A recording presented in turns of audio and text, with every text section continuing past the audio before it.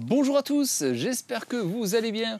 On se retrouve pour une petite vidéo concernant la Terre, la structure de la Terre. On avait vu la dernière fois l'aspect bactéries et petits animaux qu'on peut trouver dans la Terre, comme les vers de terre, etc. Aujourd'hui, on va parler vraiment de la structure pour le potager. Pour moi, qu'est-ce qui est une bonne terre, une bonne structure du sol pour bien cultiver? C'est simple, il faut un mixte de sable, argile et du limon. Si vous faites les trois à peu près à égal, à environ 30% chacun, bon, bien sûr on va jusqu'à 100%, mais vous avez bien compris que un tiers, c'est simple. Donc un tiers sable, un tiers argile, un tiers limon, vous aurez la meilleure structure du sol que vous pouvez avoir. Je vous le dis honnêtement, c'est vraiment la structure très traditionnelle, celle qu'on utilise dans le monde du jardinage, c'est-à-dire une bonne terre qui est aérée à la fois. C'est en fait comme une purée mousseline, il faut que ça soit comme une purée, pardon, il faut que ça soit aéré, d'accord? Donc voilà, ça c'est important. Si vous voulez une bonne structure, moi je prends ma houlette, mon transplantoir, je vais dans la terre, je soulève donc ma terre. Bon là il n'a pas plu, vous avez vu depuis au moins 2 semaines maintenant, donc c'est assez rare. Donc qu'est-ce que j'ai? Voilà, là j'ai une belle structure, c'est-à-dire que je vais pouvoir la compresser, elle va faire une petite motte de terre, vous allez voir, ça va faire une petite boule, vous voyez.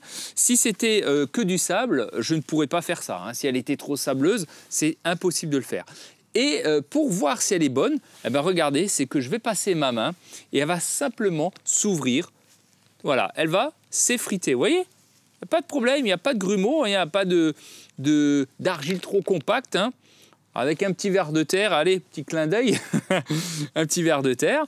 Mais voilà, ça c'est une bonne structure. C'est-à-dire vous prenez votre terre, même quand elle est plus humide, là c'est vrai qu'elle est un peu plus sèche, mais même si elle est plus humide, c'est quasiment elle sera un peu plus compacte, mais quand même vous pourrez quand même bien l'effriter. Donc prenez votre terre, hop, vous faites une boule comme ça. Si elle tient bien en place, correctement, voilà, si elle tient en place, elle est bien. Et si elle fait ensuite ça, elle s'effrite simplement comme ça, comme un peu de la semoule. C'est ce qu'on appelle un peu de la terre semoule. Moi, j'adore ça. Je travaille depuis maintenant 20 ans la terre dite semoule, je vais l'appeler ça comme ça. Ça, c'est idéal. Et là, vous pouvez, donc du coup, quand vous voulez retourner votre terre, travailler votre terre, même s'il pleut, vous n'aurez pas de problème de travailler votre terre. Bon, bien sûr, ce n'est pas forcément ce qui est le plus agréable, mais cependant, vous pourrez la travailler. Elle ne sera pas trop gadoueuse. Si vous faites ça sur une terre argileuse, et si vous voulez éviter aussi dans votre potager les problèmes d'inondation et de flaques d'eau, on voit souvent ça dans les terres qui ne sont pas bien travaillées, c'est un problème de drainage, c'est-à-dire que souvent, quand vous avez des fortes pluies ou qu'il pleut souvent, vous avez l'eau qui stagne au-dessus de votre terre. Donc si vous avez comme ça de l'eau qui stagne, c'est que forcément il y a trop d'argile dedans. Donc là, il va falloir résoudre ce problème-là. Alors pour résoudre ce problème-là, il va falloir apporter du sable.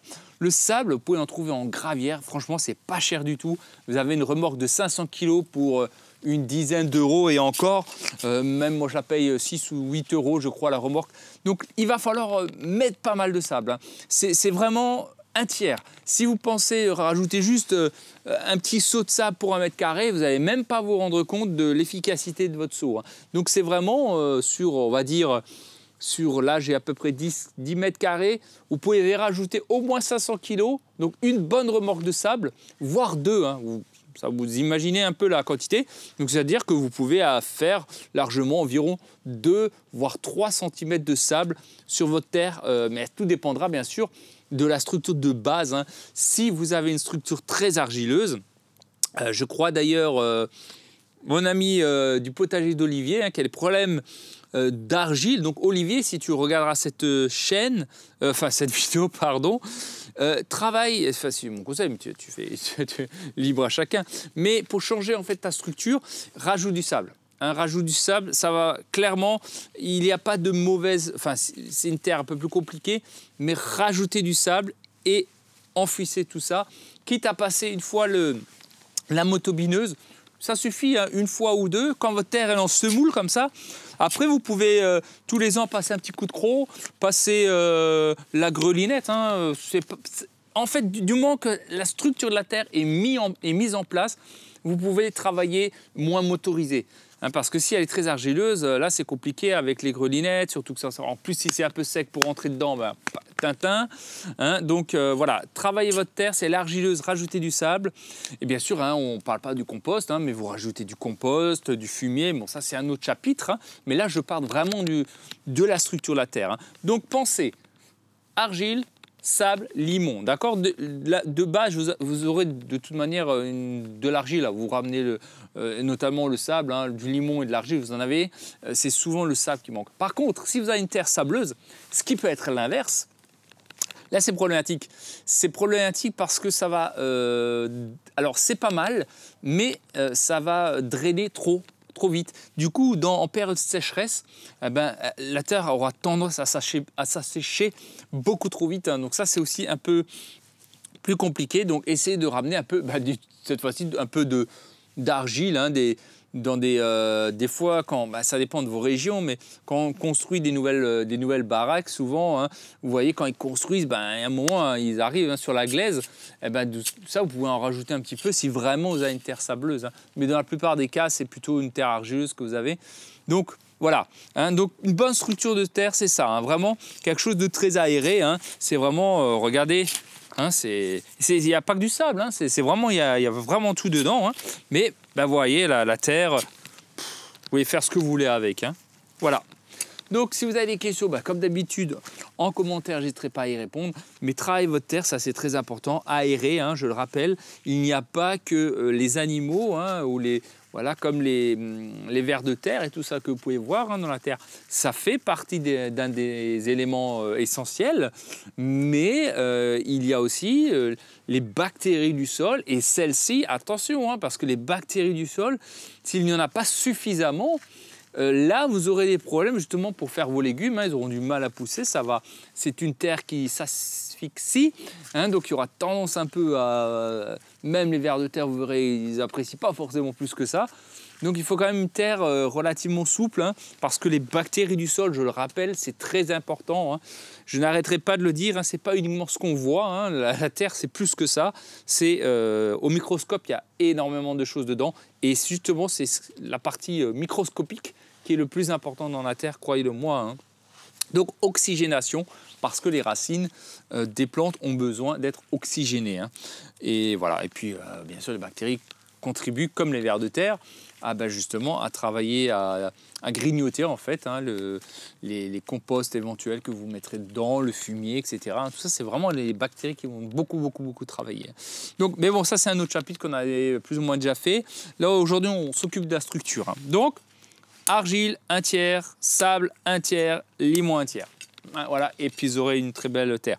Vous faites ça, vous rajoutez du sable si elle est trop argileuse, vous rajoutez de l'argile si elle est trop sableuse, vous passez la motobineuse hein, ou le motoculteur, que reste qu'une fois, hein, même si vous êtes en permaculture, rien ne vous empêche de mécaniquement le faire une fois parce que vous aurez une terre, le matin elle est merdique, l'après-midi elle est belle. Hein. Elle est belle quasiment pour vie, hein, à vie. Hein, donc voilà, il faut aussi un petit peu mettre de côté certaines façons de voir les choses, juste le temps que vous ayez une bonne terre. Et puis après, si vous allez dans la permaculture ou une autre façon de jardiner, libre à vous. Mais de base, hein, travaillez votre terre, que vous ayez une terre bonne. Une fois qu'elle est bonne, vous êtes tranquille, vous pouvez faire ce que vous voulez avec, du moment que vous rajoutez à chaque fois des nutriments, c'est très important. Voilà. Bon, voilà. Ouais, je m'enfonce ça, hop, facile, hein. Tac, c'est pas argileux, hein, voilà. Voilà, ça c'est une bonne terre. Hein. Parce que nous, l'habitude, quand on plantait, hein, il fallait qu'on plante notre transplantoir. Hop, on plante comme ça. Il faut que ça soit assez facile à faire. Hein. Voilà, écoutez, en commentaire, si vous avez des questions, n'hésitez pas à liker, à vous abonner. Je vous dis à la prochaine pour des nouveaux tutos sur le potager. En attendant, on continue hein, parce que c'est pas fini le potager. Il y a encore des choses à faire dedans. Hein. Prenez soin de vous et je vous dis à très bientôt. Ciao, ciao!